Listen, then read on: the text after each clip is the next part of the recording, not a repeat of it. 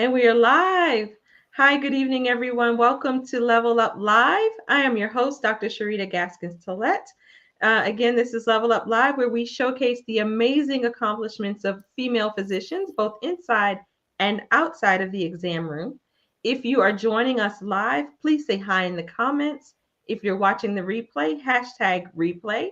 I'm just going to give a few more seconds for folks to come in, and then I will introduce our guest for this evening. But while we wait, I have an exciting announcement.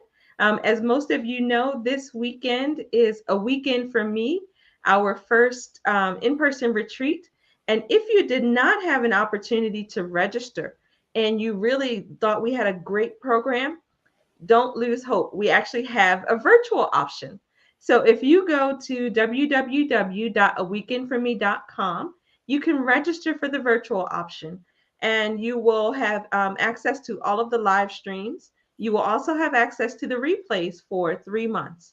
So www.aweekendforme.com and register for the virtual conference. All right, so let me introduce our guest this evening. I'm so excited to talk to her. We have joining us tonight Dr. Niña Carmela Tamayo. She is a board certified spinal cord injury trained physical medicine and rehabilitation physician. She is the CEO of Prime Directives PM&R and the Chief Clinical Officer of Prev.ai. Dr. Tamayo has expertise in neurorehabilitation with a special focus on spinal cord, stroke, brain injury, and neurodegenerative conditions. Dr. Tamayo is highly involved in public health, program development, and research regarding travel and disability. She is also passionate about travel and disability, accessibility, and universal design, community integration through healthcare technology, and artificial intelligence. She hopes to improve quality access and delivery of rehabilitation services by leveraging AI, assistive tech, and bridge gaps in the transition to home process. Her ultimate goal is to contribute to a more universally designed and inclusive world. In addition to her clinical work, Dr. Tamayo sits on the Asia Rehab Standards Committee, serves as the current chair of the AAPM&R International Rehab and Global Health Community, and is the president of the Philippine American Physiatrist Association. In her spare time, she is a foodie, traveler, and writer. Welcome, Dr. Nina. Thank you so much for having me. I'm so excited to be here. I'm happy to have you. So tell us about your journey through medicine. That's where I usually like to start. How did you choose to? How did you? Okay, where did you start? How did you come into medicine in the first place? Let's start there. Well, I think I have to start with a caveat because I am Filipino. So I have very Asian parents and also come from a medical family. Ah, And so, it's sort of interesting because I think growing up, traditionally, most Asian families who are in medicine, oftentimes, that's the only choice that they give to their I see. kids. And so I think my parents would be very angry if I said that and said that it was true. But so it's partially true because honestly, that's all I saw. So my dad, he's a pediatrician. My mom was also a pediatrician. My aunt and my cousin are also pediatricians, so Wow. there's kind of a theme. Well, if And there is and there isn't, right? right, right. And so I think growing into that kind of family, that's uh, what I thought I wanted to do. And so then my dad probably made the gravest mistake of sending me to a liberal arts college. Ah, And so I went to the University of Chicago and realized, wow, there's so much more out there. yes. And so I was really interested in public health. I was really interested in writing. I was really interested in sort of the non-clinical ways of helping people. And so I was also a teacher for a bit while I was in college. And I actually started my first hustle, as I like to call it. It was on helping people write their personal statements. So I think I really started off as a serial entrepreneur without me knowing it. And that was Okay. where I think my love for entrepreneurship started. And not it was not medical at all. Okay. And so I think going into my graduate school years, that was when I kind of honed in on this idea that I really liked being involved in healthcare. So, So you went from undergrad to grad school, not from mhm. undergrad to med school. No, no. And Okay. so, All right. much to the chagrin of my parents, because I think there was an expectation, to go straight through. Yeah. And, even though they would never admit to it, but, I think that my dad might have been slightly disappointed for two reasons. One, I didn't go straight through. And two, as I tell my story, you all find out that I specialized in something other than pediatrics. Right. So, I think that might have been a big blow to him.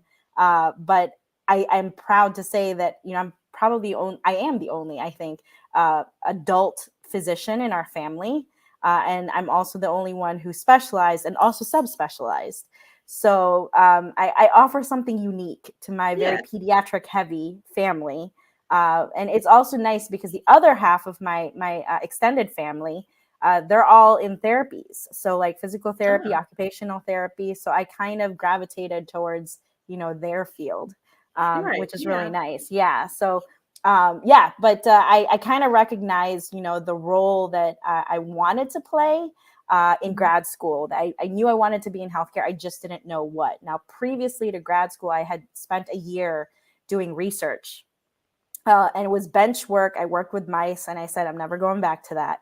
And so I kind of knew that kind of research wasn't my thing. Okay. But it was really in grad school where I blossomed as an individual. I was in New York. I kind of did the whole eat, pray, love thing.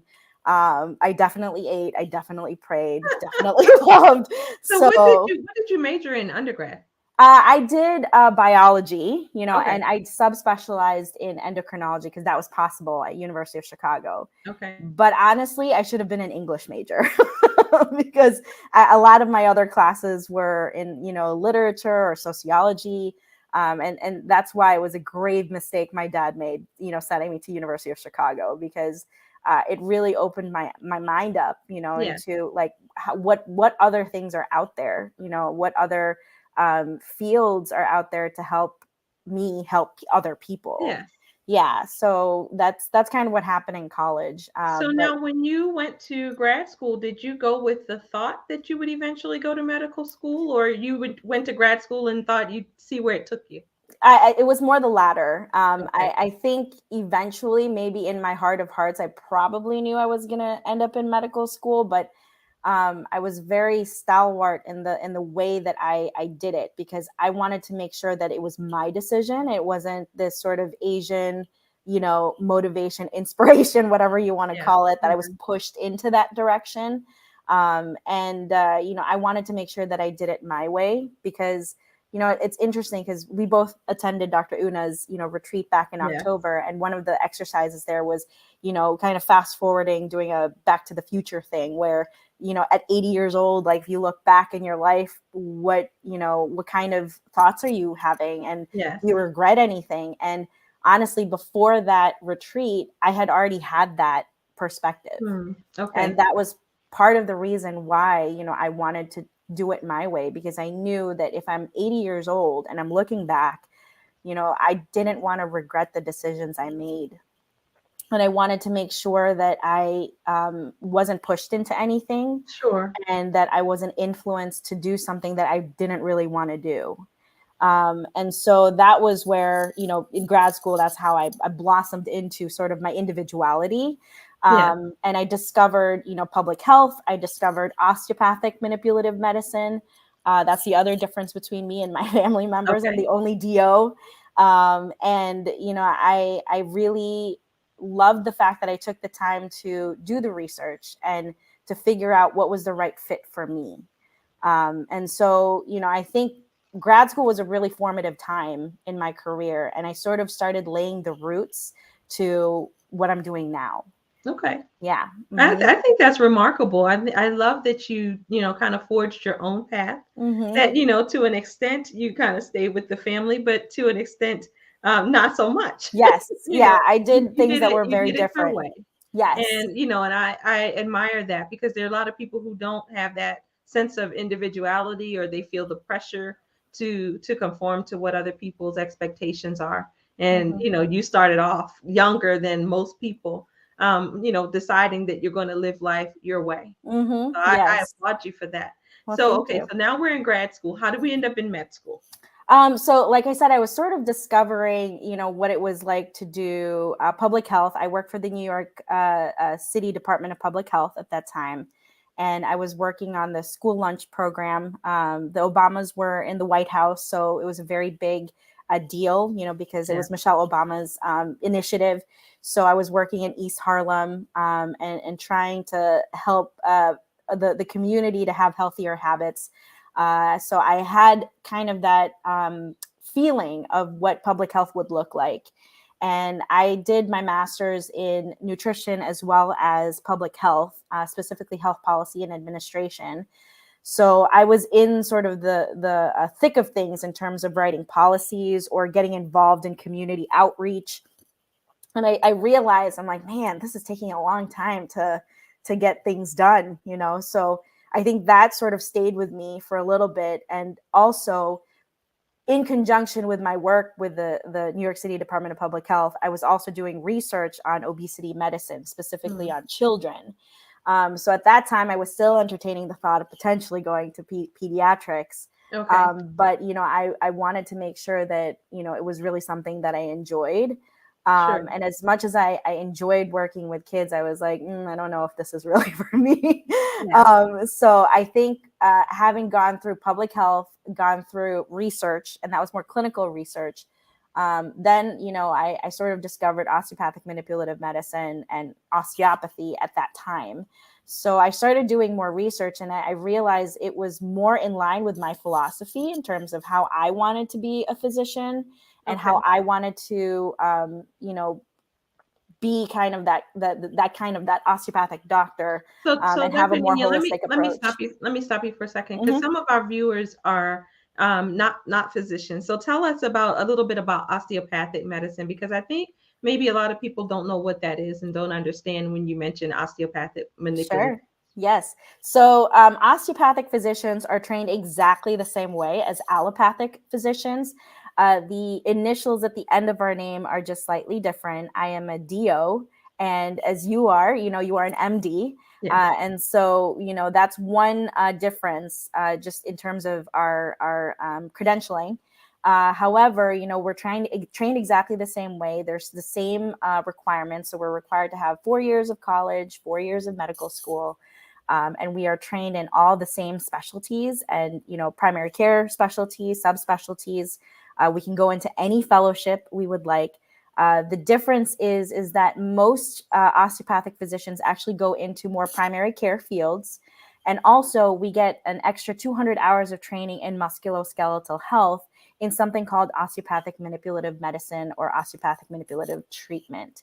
And so we really use that. It's a non rather it's a hands-on approach to diagnosing, preventing, and treating illnesses in our patients. So we use manipulation. We find sort of what the dysfunctions are and try to optimize somebody's functional impairments. Or pain. So, it's really helpful to use, especially for those who are interested in non-narcotic pain Yeah. management, which is what I actually am doing right now. So, or I try to at least. So Yeah. that's the difference between MDs and DOs. Okay. And yeah, so and I also think that having gone through osteopathic medicine, it really sets us up very well for more of the fields that focus on neuromusculoskeletal health. Okay. Thank Yeah. you. Thank you Mm-hmm. for stopping to share that with the audience. So now let's go back. Where were we? Grad school. Yeah, we were back in grad school. Yeah, yeah. To med school. Right. So, so I discovered osteopathic medicine, decided to apply, and at that time I was finishing off both of my master's degrees. I finished both master's degrees at Columbia University in 2 years, and so it kind of gave me that time to do the whole eat, pray, love thing, Yeah. and sort of discover myself, discover what I wanted to do, and then I went to medical school, and medical school for me was really interesting in the sense that I could not decide what I wanted to do. Like, I actually loved every rotation I had. So I ran the gamut of interests. Like, Wow. went the whole primary care route. Like, I did, surgery, and I played the piano, and I cooked. So that was also, those were, cooking, was also another entrepreneurial endeavor. And it happened during medical school. So I had a great business partner at the time. She's also PM&R. And, it's amazing what, our failures and our, and broken hearts can do for you. So that's kind of how it started. I was mending my broken heart over a failed relationship. And then I said, you know what, why don't we just start this, cooking endeavor? So we did. But I think, all of those things sort of started adding up in terms of what I wanted to do as a physician and how I practice medicine today. Okay. But, like I said, I ran through the whole, gamut of specialties and subspecialties at the very end, and my match week just happened. So I think the story is sort of interesting, especially for any listeners you have who are in medical school. I actually did a very, very non-traditional way of applying. I actually thought I was going to be a gastroenterologist. And it made sense with my nutrition background. And, I wanted to rehabilitate individuals with chronic GI diseases. Okay. But the key word there is rehabilitate. Right. And so I was speaking to all the gastroenterologists, and they're like, yeah, it's great, but, you probably belong in rehab. And of course, all my physiatry attendings, were telling me physical medicine and rehab is probably the more appropriate field for you. Okay. So let me kind of describe what physical medicine and rehab is, because, most likely PM&R, right? PM&R, that's right. Yeah. And most people don't really know what we do. And so I get mistaken for a podiatrist or a psychiatrist, psychologist. And so it's a daily thing that I do to educate people in terms of what I do. But I like to define physiatrists as the functional doctors. We, really are focused on optimizing function, especially after a life-altering, life-changing event like a stroke, traumatic brain injury, or spinal cord injury, or amputation. We also deal with and take care of patients who've had congenital diseases, and we try to optimize their function, with physical therapy, occupational therapy, speech therapy. And we're also the docs who help you get your assistive devices. So that could be your walker, your wheelchair, and make sure that it's fitted perfectly for you. And so, we really focus on, getting you to your own kind of new normal after something has happened to you. And to make sure that you are functioning well and optimizing your health. So that's kind of how I like to describe physiatrists. And the nice thing about what we do is that it's a longitudinal relationship. It's very much, a relationship where you see your patients actually get better. And so it's super fulfilling. And I really enjoy that aspect of PM&R, and I love being able to connect with my patients. So it gives me a lot more time to do the things that I love. So I mentioned I loved teaching. So I educate pretty much on a daily basis. I also use my nutrition background. And so I talk about a very sort of holistic and, comprehensive way of addressing their disabilities. And so, and I also talk about like the transition to home process and what that might look like, because we're the docs who help with that, sort of thing. So, and it sort of made sense to me. And I had a crisis, basically my 4th year of med school. And I had already applied. I kind of had a feeling where I was going to end up for internal medicine. And then it was December. I did not tell my parents this. So I this was another surprise, guys. I was talking to a couple of my attendings in medical school, and I was just in tears because I said, I think I'm making the wrong decision. Like I knew I wasn't supposed to Okay. be an internal medicine doctor. Yeah. And, I was scared that it was too late, that I wasn't going to get in, and I didn't have like the greatest of board scores either, Okay. so I think there was definitely that, oh man, I'm not good enough, for Mhm. PM&R, and looking at the most recent match results, it's a very competitive field. Yes. So even then it was super competitive. And I think I had those, that mind drama that we talk about in EDS Yes. all the Yeah. time. It was definitely alive and well during that time. But thankfully I had an attending, his name is Dr. Saj Survey, who I credit for pushing me to just apply. Okay. And he went to the program that he was actually the first graduate of the program I ended up in. And he basically told me, okay, Nina, like, and this was about a week before our rank lists were due. Oh, And wow. about, like, yeah. So, So had and you had a chance to interview or anything? no, I didn't do any PM&R interviews. Like I had Okay. already applied, like, and done internal medicine. So when I was doing my rank list, there was no PM&R program, at least Mm. up until that point. And this was Okay. like December, January of, my fourth year. And at that time, the DO and the MD matches were separate. So the Okay. DO matches ended up happening first, and then it was the MD match. Okay. So the program that I applied to at that time, it was called the Long Beach Physical Medicine and Rehab program in Long Island. And, they were still interviewing people. So my attending, Dr. Survey, was like, go home, write your PM&R personal statement, give it back to me tomorrow, and then I'll get back to you. So he took a chance on me, and my future program director also took a chance on me. And I should have known that I was in the wrong field, because it took me 3 months to write my internal medicine Ah. personal statement. Uh-huh. It took me 2 hours to write my PM&R Yeah. personal statement. And so I literally turned on, and as I said, I played the piano. So I had, my favorite composer on. I literally just had him on repeat, and it came out of me, very naturally. And to this day, I have not edited that personal statement. I sent it in as is. And, sure enough, a couple of days later, I get a call from Dr. Survey saying, oh, you have an interview with Dr. Rebecca Fishman, tomorrow. And I was like, are you kidding? Like, this can't be happening. And my Right. rank list was due, I think, that Friday. Okay. So this is super last minute. I don't necessarily advise this for your listeners who are in No. med school. However, what I can say is that anything is possible, and that if you feel like, your back is in a corner and you don't know what you're going to do, sometimes opportunities come your way and you're not Yes. sure about them, but the best thing to do is take them. And I did.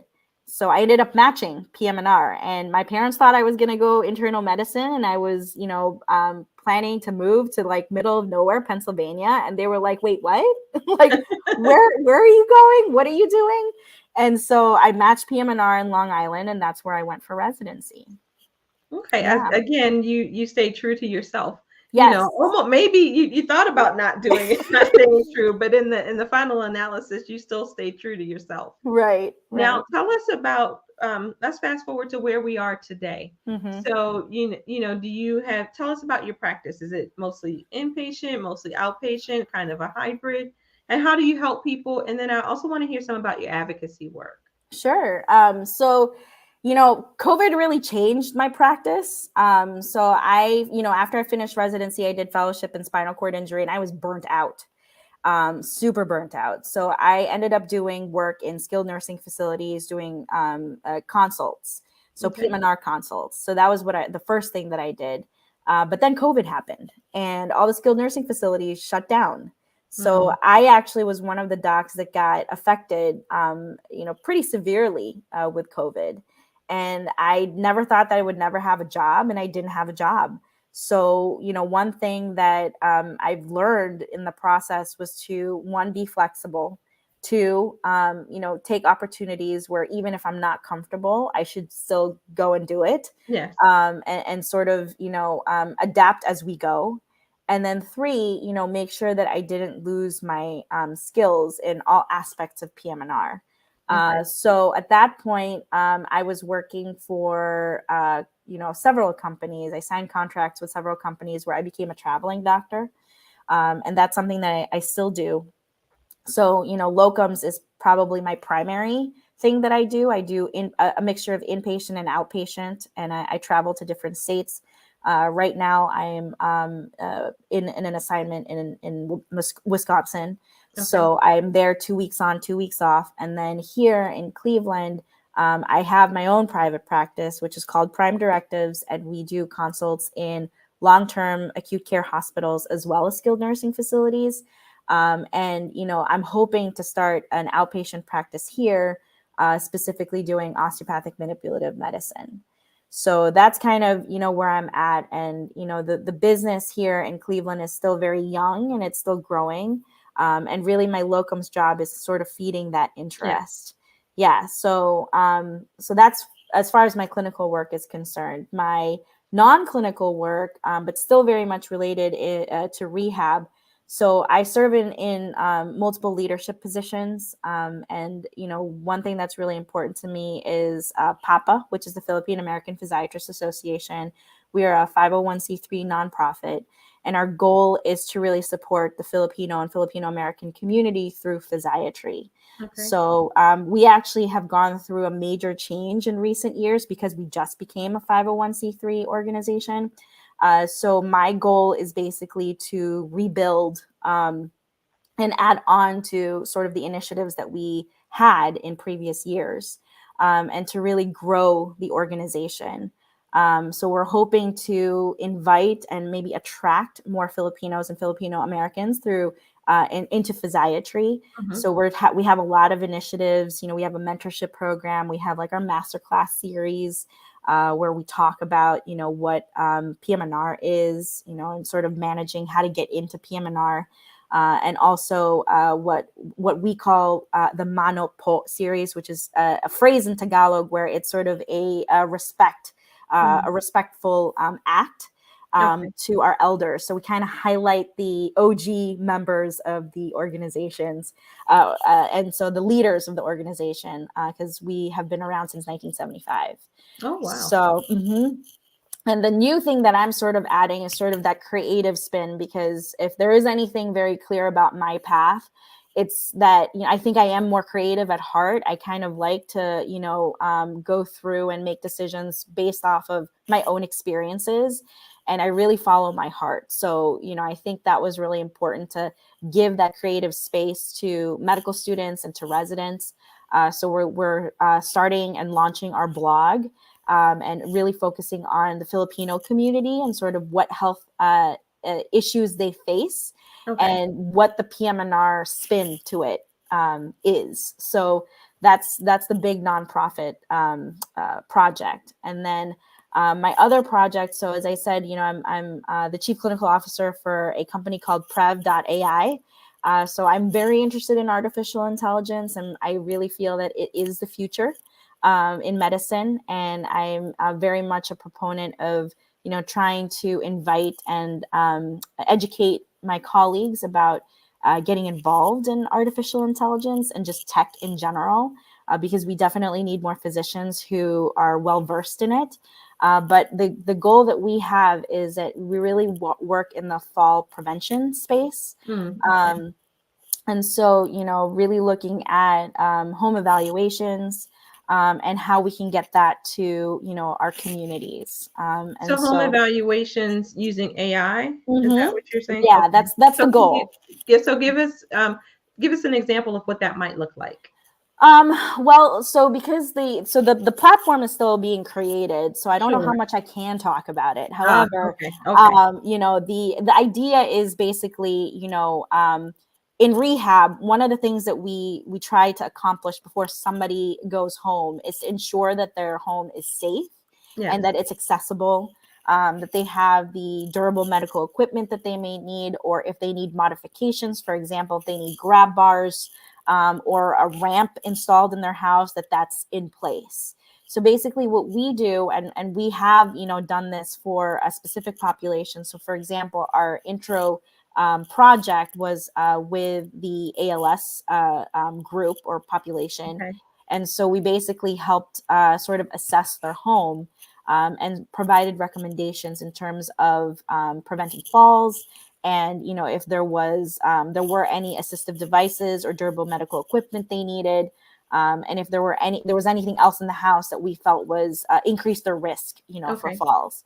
So, in a nutshell, that's kind of what we do. And our goal is really to get that kind of technology to people who may not have access to, PTs, OTs who, do this sort of thing. So it's virtual, Okay. and that's really the goal.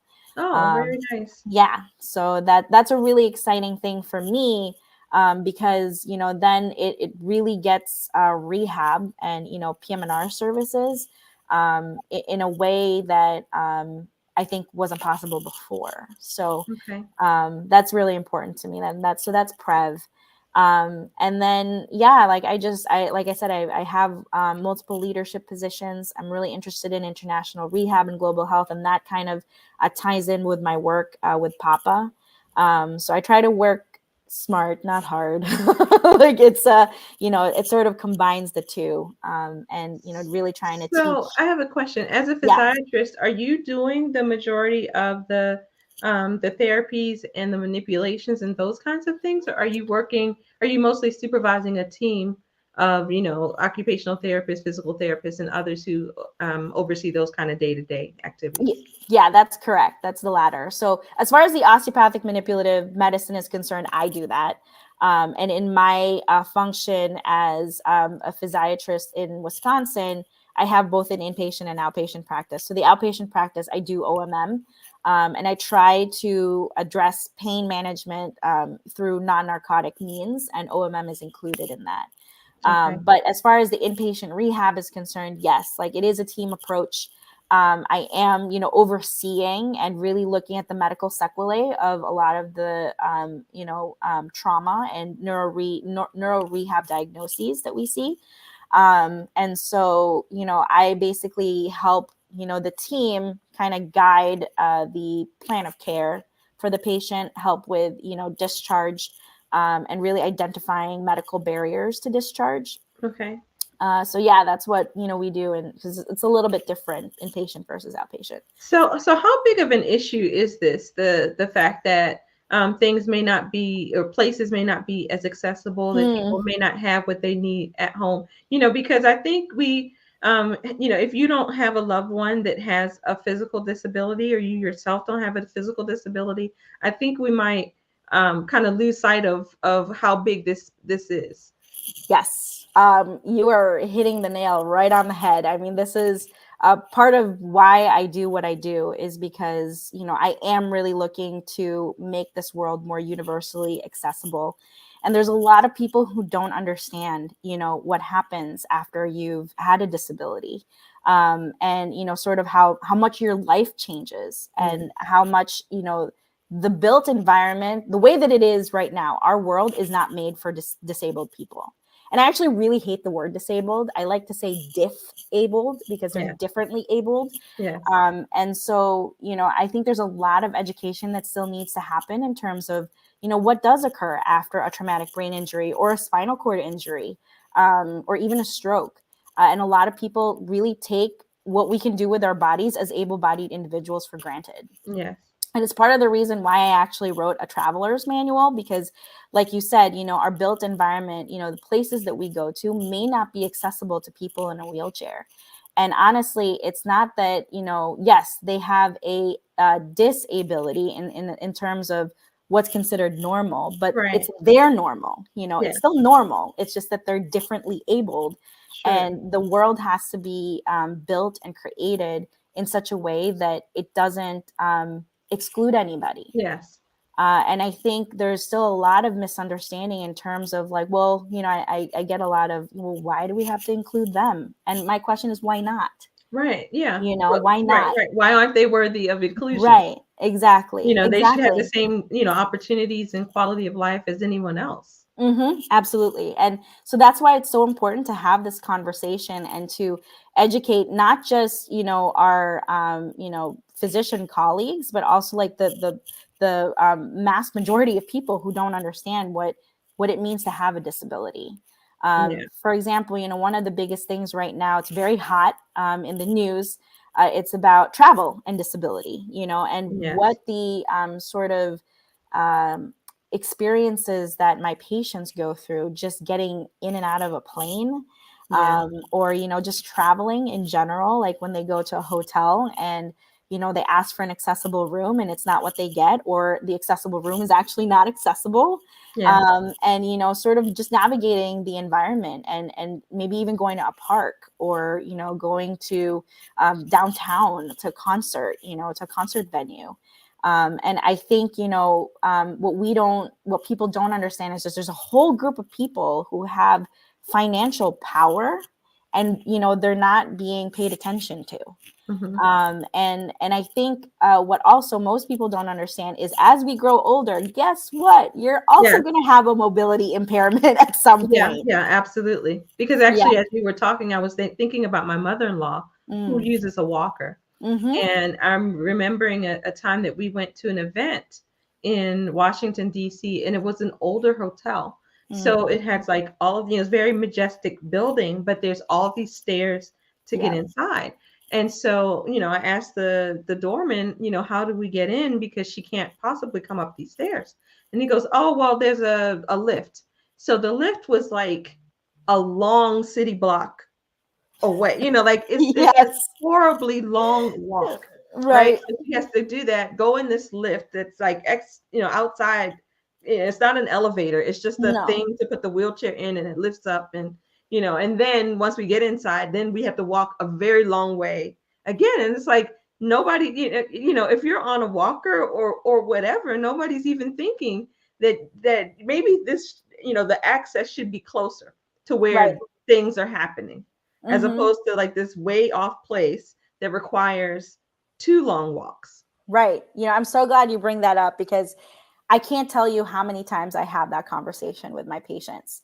And it's so much that, the issues with the built environment is so much so that a lot of my patients just give up, and they're like, Yeah. I don't want to deal with that. And so, Yeah. it really affects your quality of life. And travel, at least for spinal cord injuries, was actually the number one activity that was disrupted after a Mm, spinal cord injury. And so most of the spinal cord injury patients that I take care of don't even leave their house. Like, we have the ability to leave our house anytime. But yeah. when you have a disability, spontaneity goes out the window. You have to plan for everything. Right. You So have now to what do research. what accommodations do the airlines make, for instance, for a spinal cord injury patient? I'm imagining they need to probably stay, or would be best if they could stay in their chair, right? Or Not not on a plane. necessarily. It's that's not that they're not able to do that, because right now our planes, well, trains, some may be able to. Okay. There might be accommodations where they can stay in their chair and they can secure the chair in the train. But on a Okay. plane, we don't have planes that do that yet. Okay.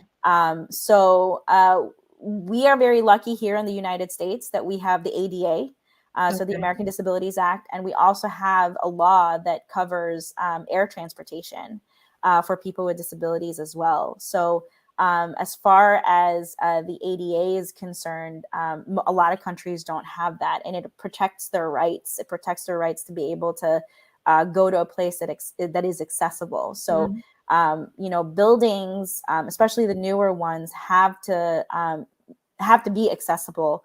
And if there are historic ones, there has to be a reasonable way for people to get in and out.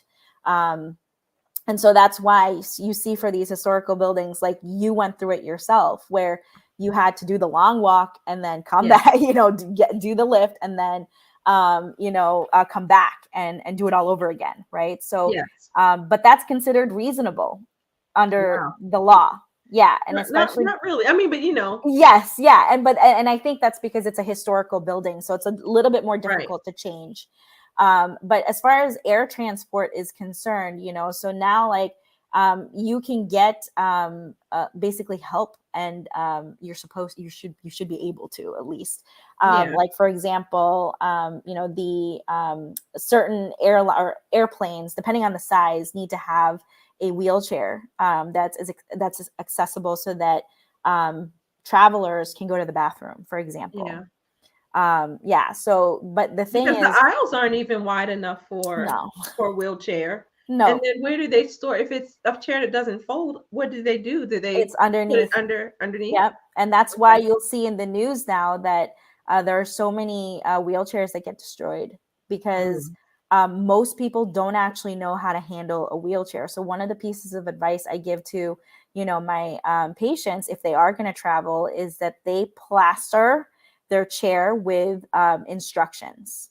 Give handwritten, instruction, not handwritten, or typed out instructions. Remove anything that can break, or that is removable, or if it's not removable, you wrap it up, and make sure that it's secured before Right. you leave the chair, with the airport, Yeah, or because the air transport. that's a big deal because those chairs are extremely expensive. They And I are. think people don't realize that.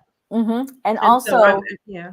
yeah, and I think, not only are they expensive, but again, sort of the what people don't understand, that is an extension of that individual.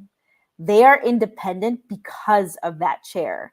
And if we don't do a good enough job, whether in the tourism industry, or really in any industry Mhm. where, it's going to be required for you to handle a Yes. wheelchair or any kind of assistive device, you're taking away that person's independence if you Yeah. don't take good care of it.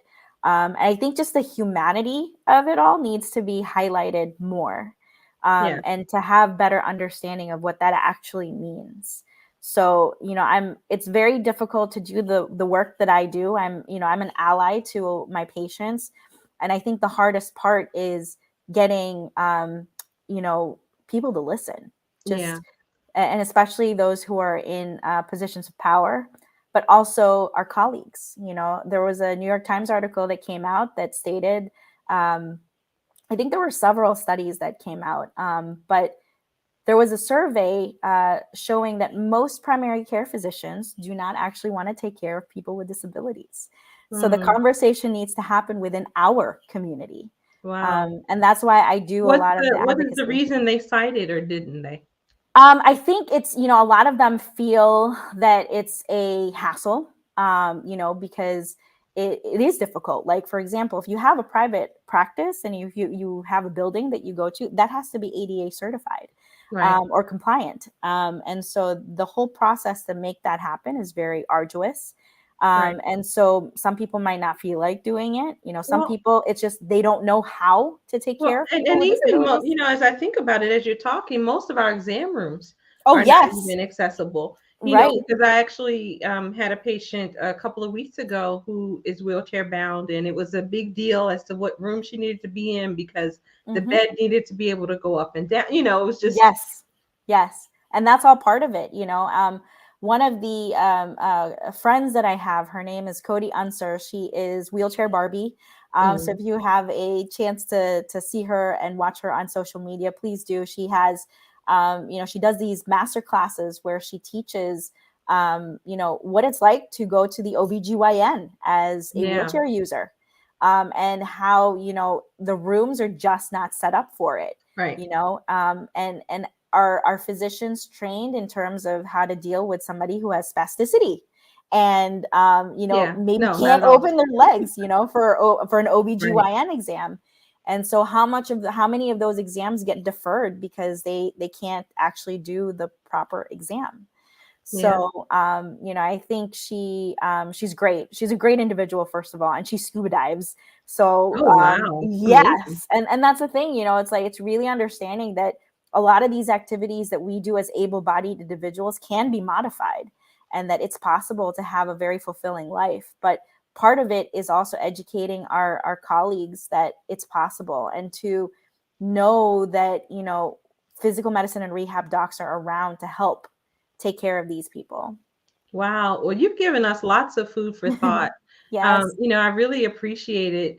Just the introducing the topics, and thinking about as we go, as we leave this conversation, I would encourage the listeners to look around at your surroundings, look at your home, look at where you work, look at where you shop, where you worship, everything, Mm-hmm. and think about someone who may not be, able-bodied, is how, I guess, how is how I'll put it, who may not be able-bodied, and how difficult life may be for them.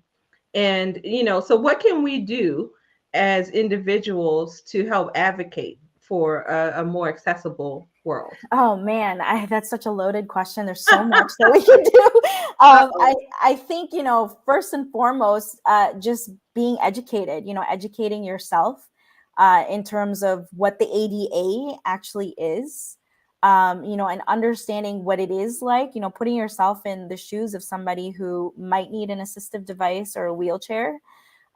Maybe trying to train yourself to look at the world in a different way. So having done work in the travel and disability space, and also being a PM&R doctor, I can't look at a house, a hotel, a Yeah, restaurant, or yeah, a venue in the yeah, same way, because the first thing I think about is, can my patients come here, yes, and are they going to be safe?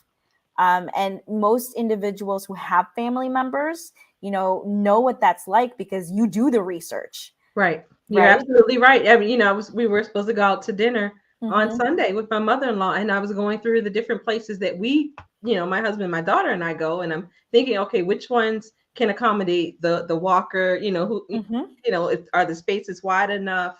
Right. Right. Surfaces flat enough? You're Yes, right. yeah, and I think one thing we can do is to help our patients, and advocate when we are out. So, for example, whenever you are out with your mother-in-law, if you know that she's having a hard time, talk to somebody. We Mhm. have to inspire our patients, and even family members, to be agents of change. And the only way that things are going to change is if we're loud. If we're loud, we bring things up. Yeah. We talk to managers, we write letters, we send letters to our statesmen, and sort of highlight what difficulties we face. That's really the biggest thing that we can do, and just talk about it. Talk about how difficult it might be, and or maybe it's not. Maybe it's not that it's difficult. Like, it's not difficult for my patients to get around, because, as I said, they're individuals who have fulfilling and Yes. full lives, and they're independent, but understanding that the environment has to be modified to keep that Right. Right. independence. So yeah, I think education and advocacy, just in terms of like our daily lives, is really important for the general community to do. um, and also understanding that we are all growing older, and that we Yes. are going to face this one day. So if we talk about it now, the better we're going to be prepared for the future. And I think that's part of the reason why I'm working with Prev, because it's prevention is better than the cure, right? Yeah. So it's really preventing, when we do these home evaluations, it's preventing the sequelae of falls, Yes. and also protecting and making sure that our loved ones are safe, but also as independent as possible if they are 30, 60, or 90 years old. Yes. And I think that's really important to keep in mind. Well, wonderful. Like I said, this has been a wonderful conversation. It's actually gone longer than we usually Yes. do. Um, but it was but I was getting so much great information, and I wanted you to be able to share with the listeners. So tell us, Mhm. Dr. Nina, if people are interested in working with you or joining up with you for advocacy, how Mhm. and where can they find you? So there's different ways to find me, actually. So right now, I'm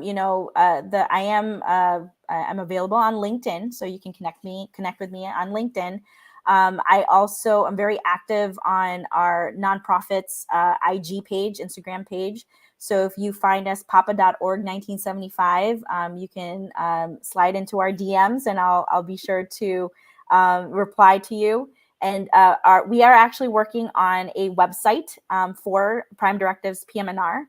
But I can certainly give you our my work email, so we can set up a time to chat, and we'll do that through, I guess, like on the comments of Okay. your Yeah, I was gonna Facebook. say we'll get Yeah. all your we'll put all your contact information, Hmm. in the comment section. So I usually like to end on one question, Okay. and what that would be for you is if someone is looking to up level their knowledge about you know disabilities and accessibility and those kinds of things, what is the single best thing they can do? Um, the single best thing that they can do. Maybe the best resource, or something Yeah, like I that. mean, I think, like I said, just being familiar with the ADA, because we are very lucky as a country to have that law, and to understand, what that law provides for people with disabilities. And I think when you read through, especially the ADA requirements for a building, you will start to understand what it is that these people need, to maintain their independence and optimize their function. So I think that's probably one of the most important things. And in fact, it's what I start with when I talk to my patients. And the SCI Traveler Manual, which I will also, send you the link to, because it's Okay. free. It's free, everybody, and you don't have to have a spinal cord injury to utilize the manual. It has a lot of really great information. It actually starts with knowing your rights. Okay.